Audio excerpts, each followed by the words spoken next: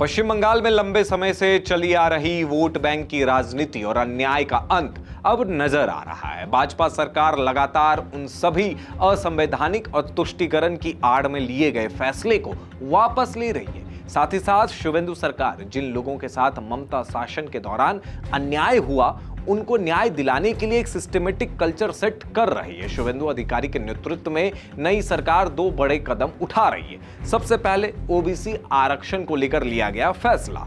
ममता बनर्जी की सरकार ने साल 2012 में ओबीसी की सूची में अचानक 77 नई जातियों को शामिल कर दिया था, जिनमें ज्यादातर मुस्लिम उपजातियां थी। नतीजा ये हुआ कि मूल पिछड़ी जातियों का हक छीन लिया गया और आरक्षण की सीमा 17% तक बढ़ा दी गई।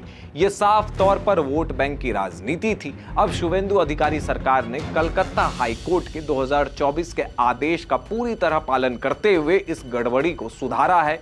ओबीसी आरक्षण अब 7% पर वापस लाया गया और केवल 66 मूल पिछड़ी जातियों को इसका लाभ मिलेगा। जिन 77 जातियों को बिना आधार के जोड़ा गया था उन्हें बाहर कर दिया गया है। यह फैसला किसी धर्म विशेष के खिलाफ नहीं है, बल्कि उन लाखों वास्तविक पिछड़े वर्गों के हक की बहाली का है जिनका आरक्षण पिछले 12 साल से छीना जा रहा था। और कई बार देश के गृह मंत्री अमित शाह ने संसद में इस बात को उठाया है कि संविधान में कहीं भी धर्म के आधार पर आरक्षण देने की बात नहीं कही गई है। लेकिन ममता बनर्जी के ऊपर तो मुस्लिम वोट बैंक पाने का भूत सवार था, इसलिए 77 उपजातियों को ओबीसी लिस्ट में डाल दिया गया। जिनको वो हक मिलना चाहिए था वो सिर्फ एक टक निगाहें लगाकर बैठे रह गए और एक समुदाय विशेष को सर पर बैठा लिया गया। दूसरा महत्वपूर्ण कदम है 2021 विधानसभा चुनाव के दौरान हुई बर्बर हिंसा के पीड़ितों को न्याय। उस समय टीएमसी की गुंडागर्दी के चलते सैकड़ों बीजेपी कार्यकर्ता और समर्थकों की निर्मम हत्या कर दी गई थी। बीजेपी के अनुसार